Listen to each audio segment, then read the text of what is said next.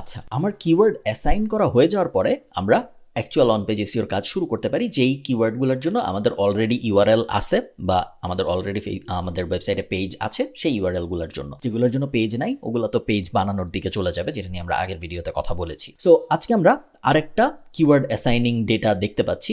এটা এই ওয়েবসাইটের জন্য jillopticians.ai আমাদের একটা ক্লায়েন্ট, এবং এদের জন্য আমরা এই সেম আপনাদেরকে আগের ভিডিওতে যা দেখালাম আমরা কিওয়ার্ড অ্যাসাইন করেছি, এবং আপনারা দেখতে পাচ্ছেন অনেকগুলো কিওয়ার্ডের জন্যই আমরা হোম পেজ অ্যাসাইন করেছি, কারণ আমাদের মনে হয়েছে প্রত্যেকটা কিওয়ার্ডের জন্য আমরা হোম পেজ র্যাঙ্ক করতে পারবো।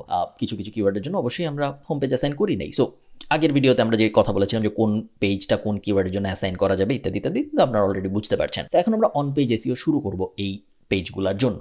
বুঝতে পারতেছি আমরা যে এই ইউআরএলটা, এই পেজটা আমরা এই কিওয়ার্ডের জন্য র্যাঙ্ক করতে চাই, এবং ফার্স্টেই আমরা যে জিনিসটা মেক শিওর করার চেষ্টা করব সেটা হলো যেই পেজটা আমরা যেই কিওয়ার্ডের জন্য র্যাঙ্ক করতে চাই সেই কিওয়ার্ডটা যেন সেই পেজের মেটা টাইটেল এবং মেটা ডেসক্রিপশনে থাকে। সেটা আমরা কিভাবে এনশিওর করব? আমরা এই পেজটায় যাব, আমরা এই পেজটায় গেলাম, যাওয়ার পরে আমরা এডিট পেজে চাপ দিব। যদি ওয়ার্ডপ্রেস হয় সেই ক্ষেত্রে ব্যাক এন্ড এডিট পেজে চাপ দিয়ে পাওয়া যাবে। যদি অন্য কোনো ওয়েবসাইট হয়, সিএমএস হয়, শপিফাই ইত্যাদি ইত্যাদি, সেক্ষেত্রে আপনি how to edit meta description meta title in that CMS লিখে ইউটিউবে সার্চ দিলেই পেয়ে যাবেন।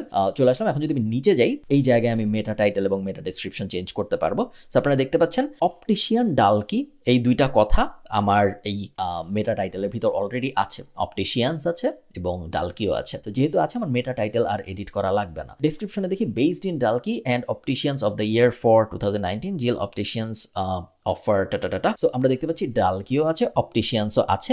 সো এইখানে আমার আর তেমন কোনো কিছু চেঞ্জ করার দরকার নাই। কলটা আমি সরাই দিলেও আমার অরেঞ্জ থেকে যায়, সো ছোট করে আসলে আমার তেমন লাভ হচ্ছে না। তো আমি বুঝতে পারতেছি যে এখানে আসলে আমার তেমন কোনো কিছু চেঞ্জ করার দরকার নেই। আমার অন পেজ এসইওর যে বেসিক কিওয়ার্ডটা মেটা টাইটেল এবং মেটা ডেসক্রিপশনে দেওয়া, ওটা অলরেডি এখানে দেওয়া আছে।